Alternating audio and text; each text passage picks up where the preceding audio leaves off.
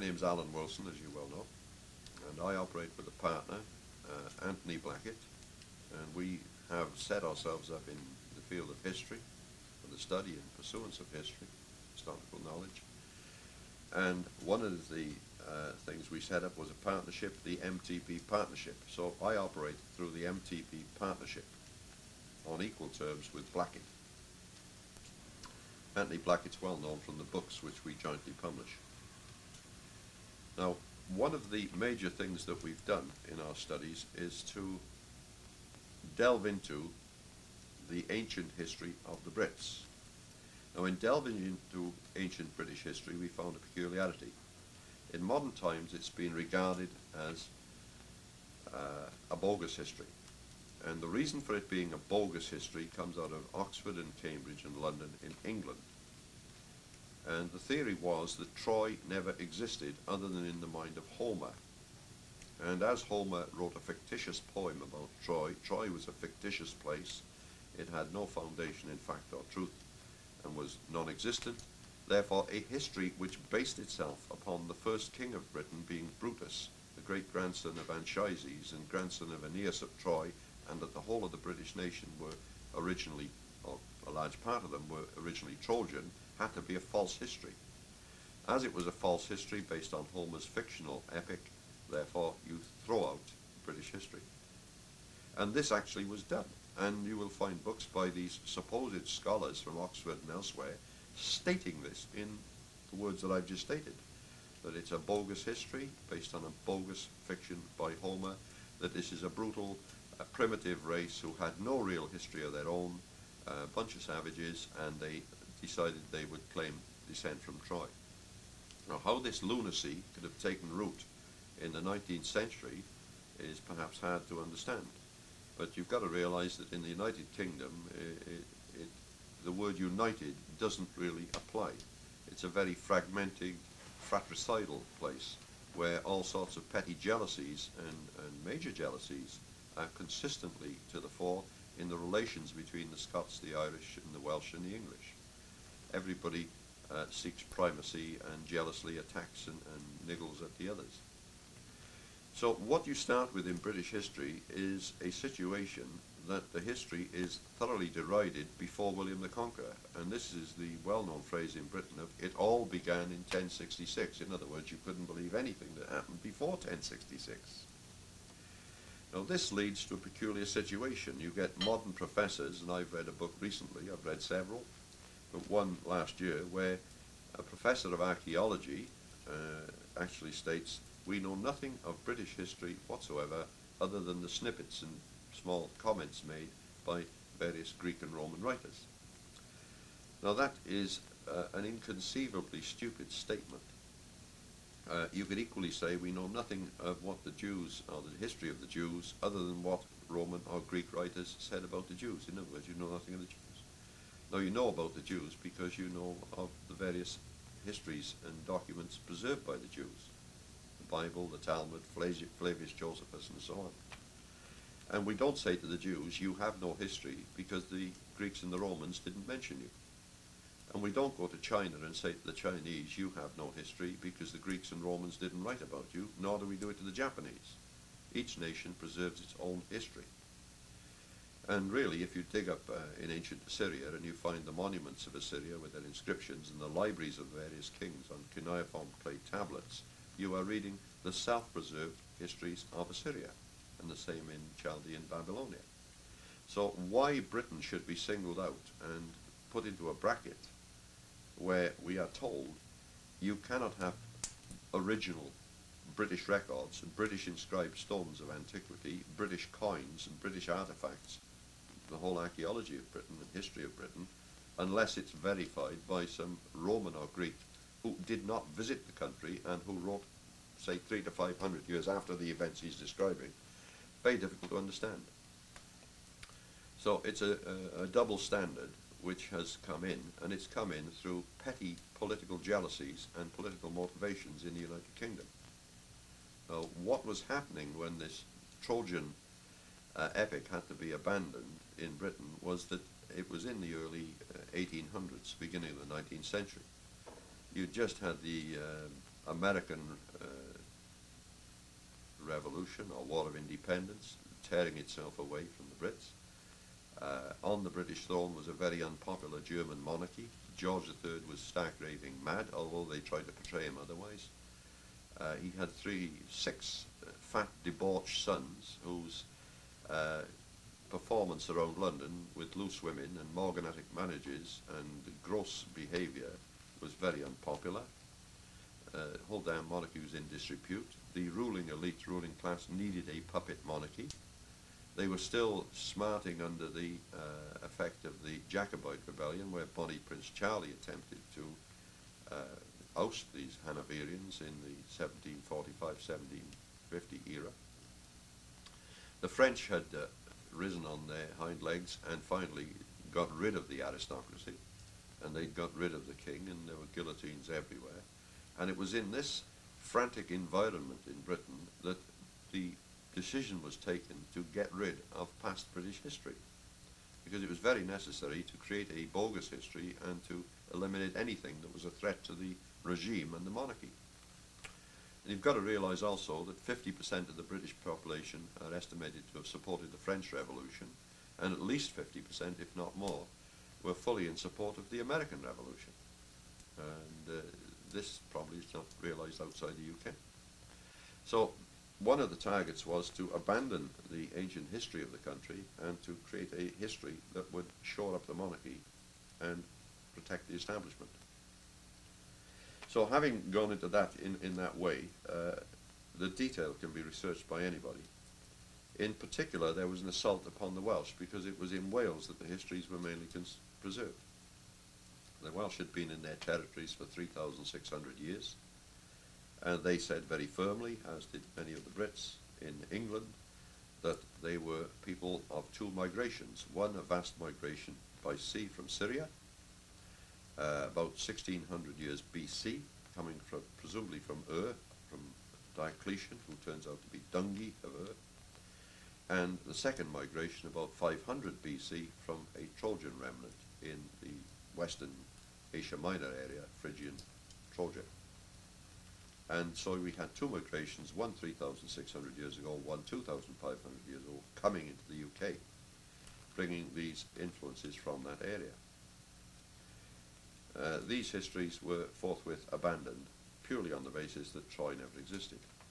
Well, about 130 years after they abandoned the Albion legend, the coming of Alvine from Syria, Leonard Woolley dug up Ur of the Chaldees, and he dug up the royal necropolis. In digging up the royal necropolis, he dug up the vast tombs of the emperors of Ur. And one of them is of interest to us in that it's the greatest of the emperors, who they think is of the third dynasty, named Dungi, who appears to be the British Diocletian. The interesting thing is that in the British record, written on manuscripts certainly 1,000 years old, the idea was that Diocletian ruled 33 other nations. He also made his daughters rulers of nations or territories, and he had a great enemy named Labana. When Woolley dug up Ur, he found the Vultivarian of Diocletian, and he also found that Diocletian, or Dungi, ruled 33 other countries. He made some of his daughters rulers of countries, and he had a great enemy named Labana. Labana turns out to be the first king of the Hittites, emperor of the Hittites up in Anatolian Turkey, who did actually attack the Chaldean Euphrates civilization and recorded it. Every subsequent king of the Hittites took the throne name of Labana, in the same way as the Caesars in Rome became Caesar after Julius Caesar. In other words, Caesar became a titular name as well as a personal name. Everybody used it. Not until around 1880 was the Hittite empire rediscovered, and so nobody in Europe would have known anything about Labana, yet the British knew all about Labana 1,000 years ago. When Woolley dug up the Vultivaria in the tomb of Dungi, he found metal tables. On the metal tables he found that there were certain items, reclining models of rams, reclining models of bulls, standing lambs, round balls.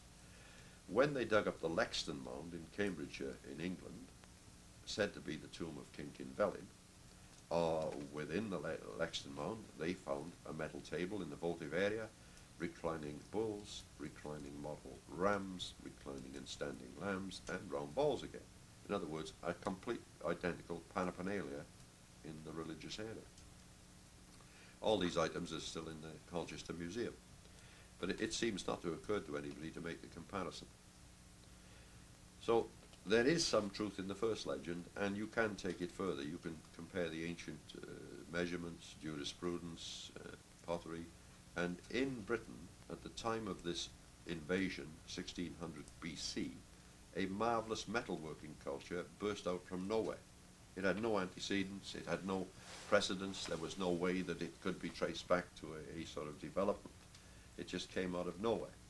And it's not unlikely that this metalworking culture, known as the Wessex culture, is a direct emanation of this invasion from Ur of the Chaldees. And if you begin to compare some of the marvellous gold and other bronze finds that they've made in ancient mounds and so on in Britain, if you make the comparison with ancient Syrian Ur of the Chaldees, you will see that there is remarkable similarities. So you have an imported culture, an imported civilization, imported technology, in the same thing that's happened to the United States in the last 200 years, or more. Taking this a stage further, if there appears to be some basic truth in the Syrian migration, you also have mentions that in the Odyssey, said again to be by Homer, but I doubt it, where Ulysses talks to a man who says that his homeland is a great island in the Western Ocean beyond the Pillars of Hercules, Gibraltar, which can only be Britain, and he calls it Syri. The name Syri still endures in Britain. It's Surrey, a large county on the south bank of the Thames, and London stands on most of it. You have mentions in old documents, Caradoc of Lancarvan, describing people in the Midlands of England and speaking of the territories of the Ealda Cesennas in 1156. The old Syrians is what he's talking about.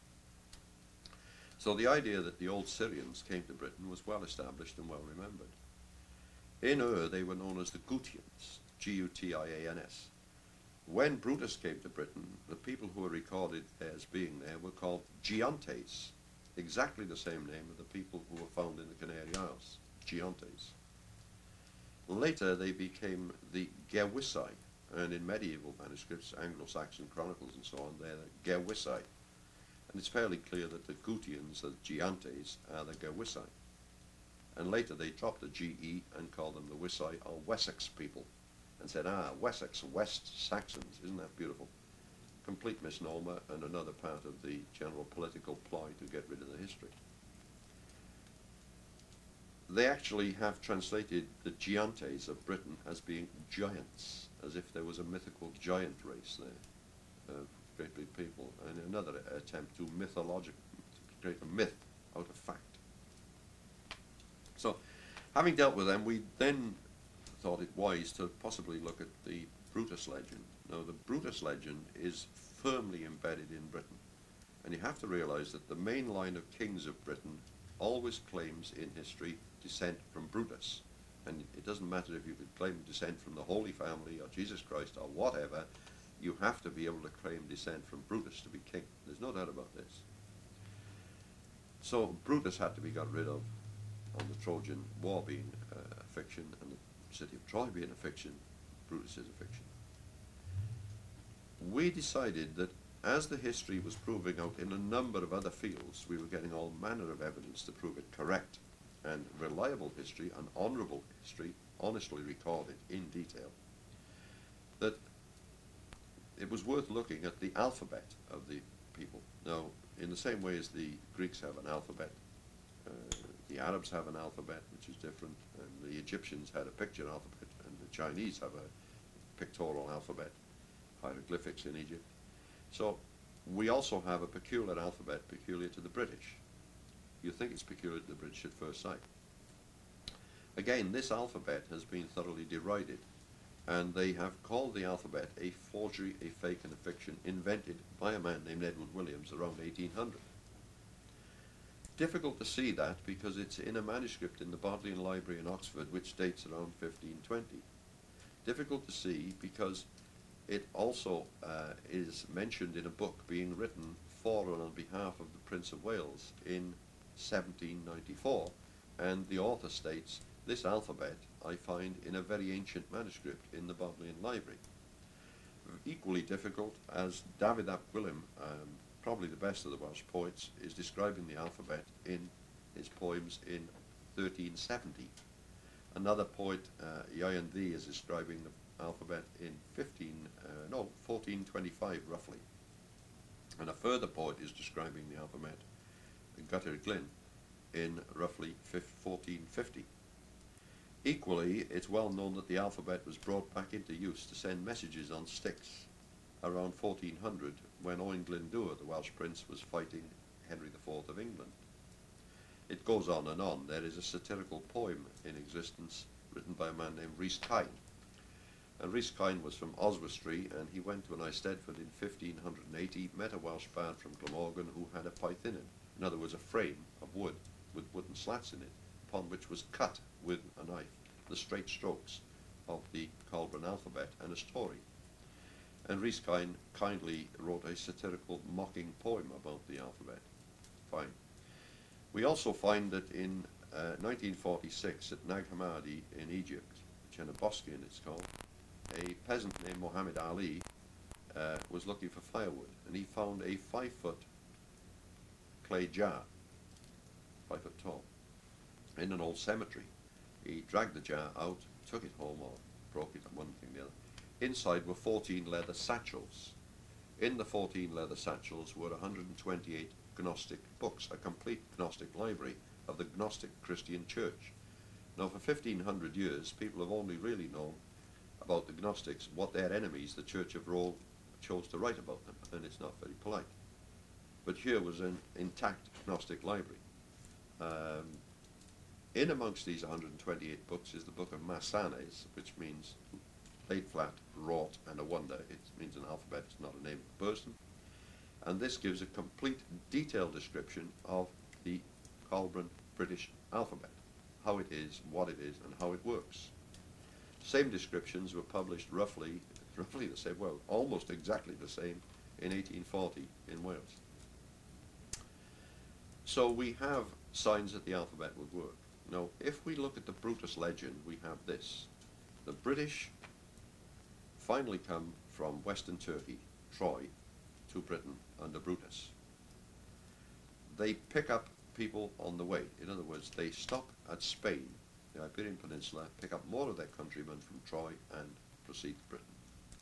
So you can possibly link a common alphabet in Britain, Iberic Spain, and Troy.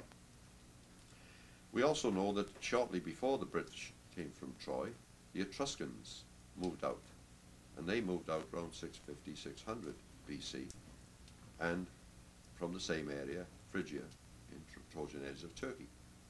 So we have another possible link between Turkey, the Etrurian Empire, which lasted 650 to 100 BC in Italy, and again in Rhaetia, which is now part of Switzerland, because Pliny the Elder kindly tells us the Rhaetians were Etruscans.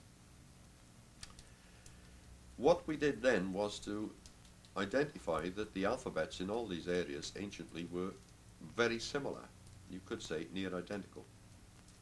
We were encouraged to do this because a man named John Williams in 1846 wrote a book, and in his book he exhibited the ancient Coelbren British alphabet, and in exhibiting it he gave the cipher. In other words, what's an A, what's a B, what's a C. And he also said, isn't it strange that the British alphabet is almost identical with Etruscan and with Pelasgian on the coast of Turkey? Well, it's not strange at all if that's where we ancestrally come from, and if that's where the Etruscans come from, and we are roughly kinsmen. There is a tie-up in that Llewellyn Sion of Glamorgan in 1560 preserved the alphabet and preserved its cipher. In other words, he wrote down which sign is A, which is B, which is C, which is D, right through. He also wrote down which signs were numerals, 1, 2, 3, 4, 5, 6. And so we have an alphabet and we know the lettering. If we know the lettering, obviously if we see a series of signs, we put the appropriate letters underneath, out will pop a word. That word will be in Cymric, in Welsh, and we should be able to translate it into English or French or German or any other language for people to read. If we look at the name of the people, it becomes more interesting. The proper name of the people you would know as Welsh is Cymru. In the modern 20th century, it's popular to use the word C, but the correct spelling is Khumry. In ancient Turkey, they were known by the Greeks as the Kimmeroi, Cimmeroi, right? They were known by Herodotus, writing in around 460 BC, as the Cimmerians. They moved out of Iraq and Iran, northern areas, out of Assyria, I think when Sennacherib was murdered by one of his sons, and civil war erupted in the Assyrian Empire.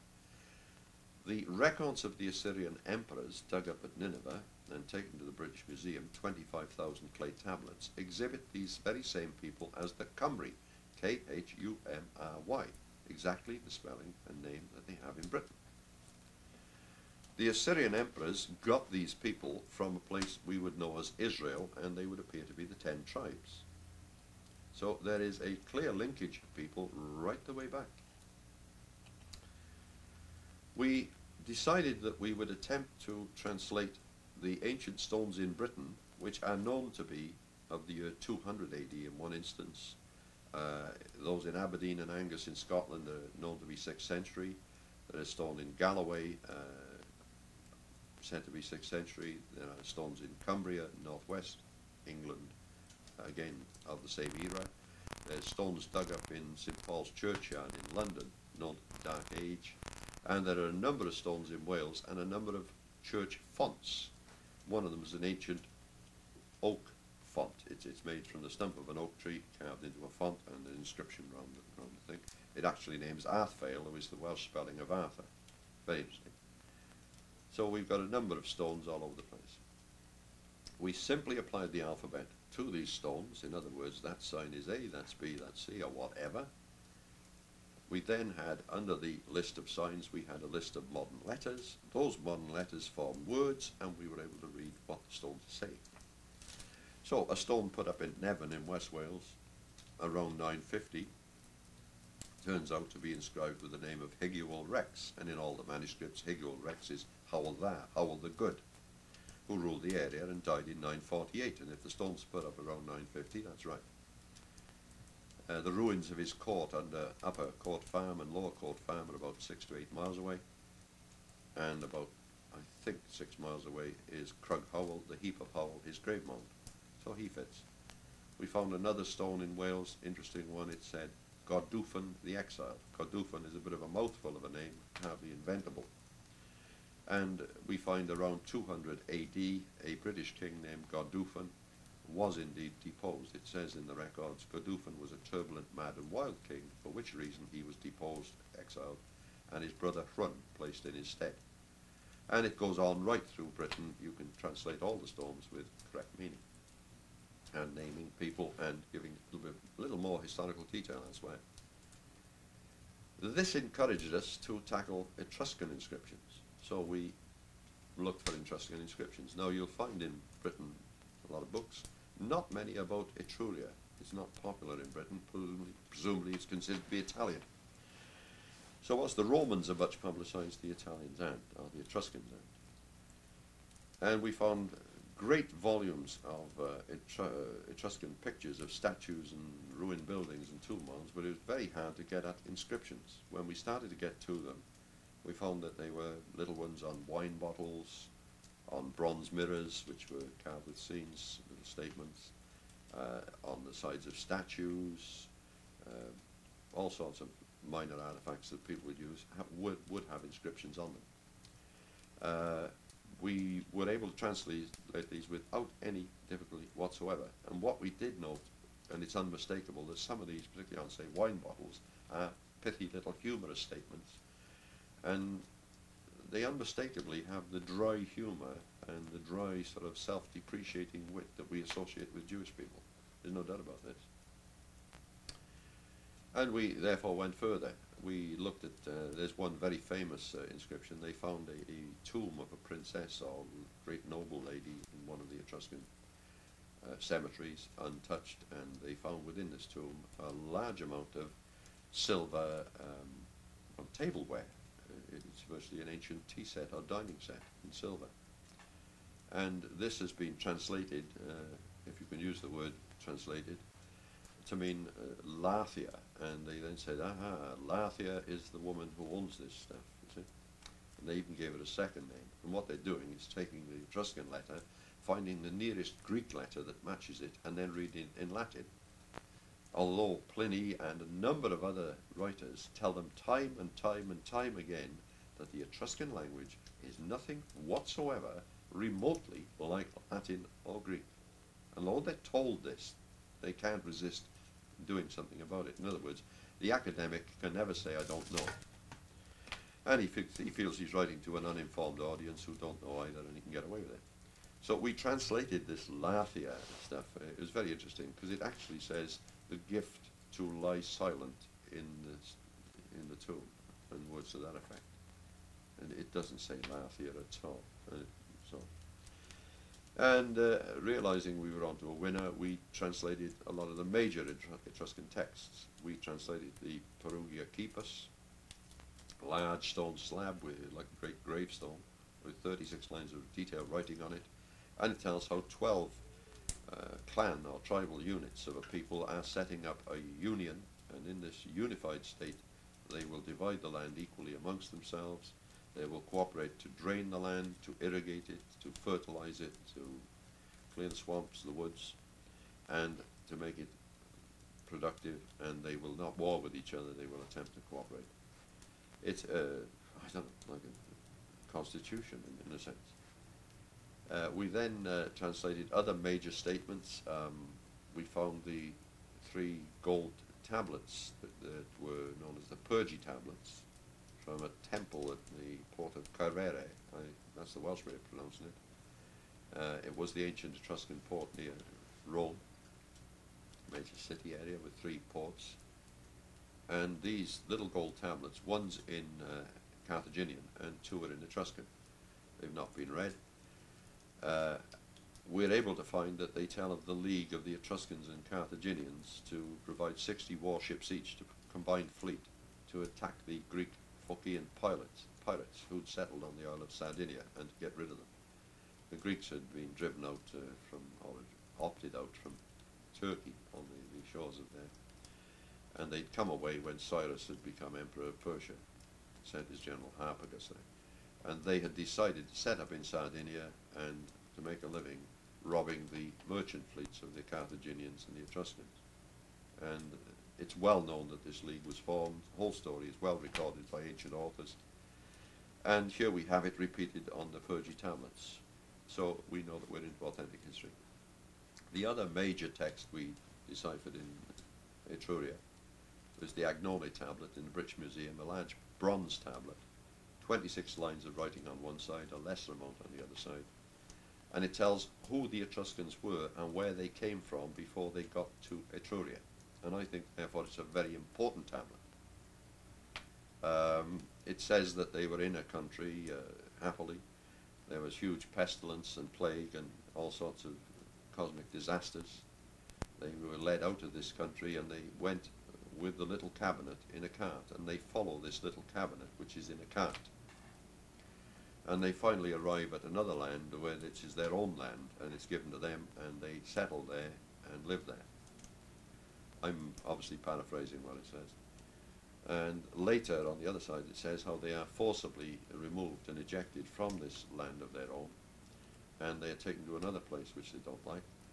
And again, they follow the little cabinet in the cart, and the little cart were presumably drawn by oxen or donkeys or something. And off goes the little cart, and they follow it. And they come to a place, and they take ship, and in ships they come to Etruria. It appears the Cymry are moving off from northern Assyria through Asia Minor, coming to the Dardanelles. They take ship and they go round to Etruria. That's what it appears to be telling us. And obviously the earlier side, the other side, would appear to be that they're in Egypt, and there's the cataclysms in Egypt at the time of Moses. They're led out by Moses. They follow the little ark in the cabinet, whatever it is in the card, and they go to their own land, their promised land. So I think it's probably one of the most important documents we've read so far. So having got that far, we then said, well, what have they got in Phrygian, areas in Turkey? And we found one very long inscription straight away, much publicized, and it's over the top of a building, which looks like a temple to us, and it is described actually as the tomb of Midas. And when we looked at this long inscription, runs right over the top and right down the side, it reads out perfectly into Cymric again. And there's no doubt whatsoever about it. Now, whether the inscription was added to an existing temple building, or whether it was put up by the builders of the building, is another matter. But there's no doubt whatsoever it's a form of harvest prayer. And it's very unlikely that that's a tomb. It's probably a temple building. So we were now in a position of translating all the ancient British stones. We were in a position of translating any Etruscan inscription we come across or we wish to translate and getting sense. We turned to Rhaetia, where certain small inscriptions have been preserved, and we mopped them up in no time. They also translate into Cymric, and we know from Pliny that the Rhaetians in Switzerland are Etruscans who moved north.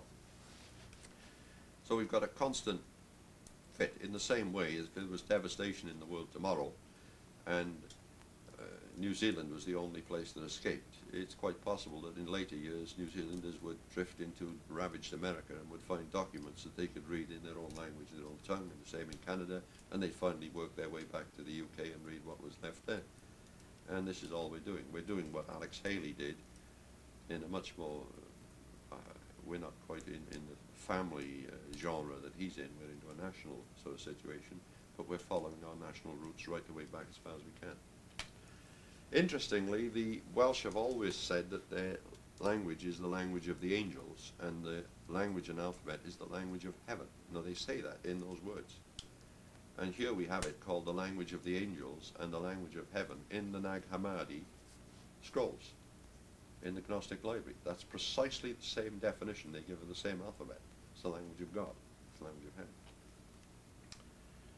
So we had now accomplished that which pleased us, because really we were verifying the basic and fundamental accuracy of British history as we know it, and as it has been flung aside and derided. You've got to realize that the average Englishman has been persuaded that he's an Anglo-Saxon, and therefore anything before 500 AD doesn't apply to him and is to be booted out and got rid, in the same way as the Americans came here and got rid of the Indian culture and histories. But the thing is, you'd think that they'd have learned something over there. They've been there longer. Actually, very few English people are Angles or Saxons, and the phrases that I hear used, like an Anglo-American agreement, are just absurd. It's like saying a British Minnesota agreement for the USA. Very few people in Britain are Angles. What you're saying is you've got an agreement with the county of Northumberland. It's a complete absurd piece of nomenclature. Tiny numbers of them were Saxons on the coasts of Kent and around Sussex and Dorset, around there, the Isle of Wight. And certainly the bulk of the population is ancient Gutian, it's Vandal Mercian, it's British, it's picked in the British from the Brutus people of Troy, the Trojans, the Cymry, and from the Syrians. And the idea that they're Angles and Saxons is just about the daftest thing you'll ever hear. But they've been persuaded that they are. And the strange thing is this: the Welsh, in the persons of the Cymry, attacked northern France, as is well known. They attacked Europe, the British, in 383. And the two major principalities that endured were Brittany, which still does, and Llydaw. Llydaw became Normandy in 852, when the Normans were aided by the French king to attack the place and install Rolf the Ganger. But a Welshman can go over and speak Welsh to Bretons today, and in a very short time they're understanding each other. And a Breton can come to Wales and he can speak to the Welsh and understand each other. But it's very strange that no Anglo and no Saxon, as we call them, no Englishman can go to Germany and speak the Germans, and they never could. So there's got to be something wrong. Now, Welsh records of 826 say very clearly that the language which prevailed in England and became the national language is the language of the Isinglas. It's the language of the Iceni. The Iceni are the great big tribe who were led by a tribal nation led by Boudicca in her attack upon the Romans in the time of Nero. So this is the language of England, not Anglo and not Saxon. And then you've got a question, is it Anglo or is it Saxon? You can't have Anglo-Saxon. It's like saying we've got French-Yugoslavian. What is it? And it's neither. So we have a number of fictions in this wonderful home of tradition in England. Interesting situation.